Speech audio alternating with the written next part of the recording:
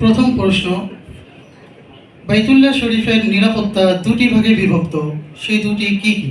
السؤال الثاني: إلى متى تذهبون إلى مكة لأداء مناسك الحج والعمرة؟ Number দুই, কতদিন পর্যন্ত আমরা হজ এবং ওমরার বিধানাবলী পালন করার জন্য মক্কা শরীফে যেতে থাকব?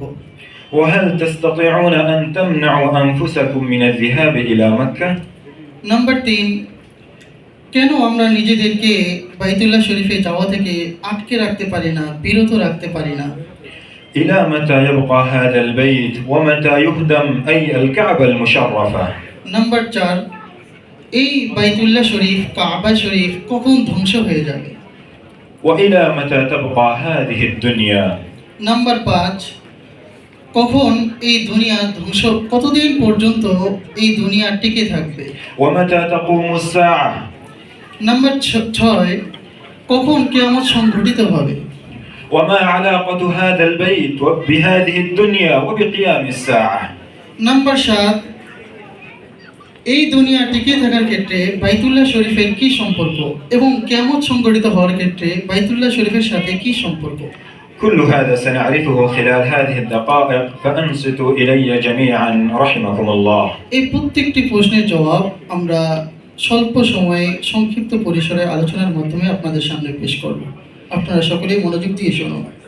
الأمن بمكة يا عباد الله ينقسم إلى قسمين: الأمن الأول الأمن القدري، والثاني الأمن الشرعي. وماذا نقصد بالأمن القدري؟ هو الأمن الذي تكفل الله عز وجل به، هو واقع لا محالة سواء قام به الناس أو لم يقم به الناس، فالله عز وجل محقق ذلك الأمن بمكة شرفها الله، فهذا نسميه الأمن القدري. উনি বলতেছেন মক্কা শরীফের নিরাপত্তা দুটি ভাগে বিভক্ত। প্রথমটি হচ্ছে এই যে স্বয়ং রব্বে করিম এই কাবা শরীফের নিরাপত্তা নিজ কুদরতি হাতে নিয়ে নিয়েছেন। সেটা এইভাবে যে মানুষ এই নিরাপত্তা করার জন্য অগ্রসর হোক চাই না হোক, আল্লাহ রাব্বুল আলামিন কাবা শরীফের এক ধরনের নিরাপত্তা তিনি করবেনই করবেন। والأمن الشرعي هو الذي وكل إليكم أنتم أيها الحجاج، عندما قال النبي صلى الله عليه وسلم: إن هذا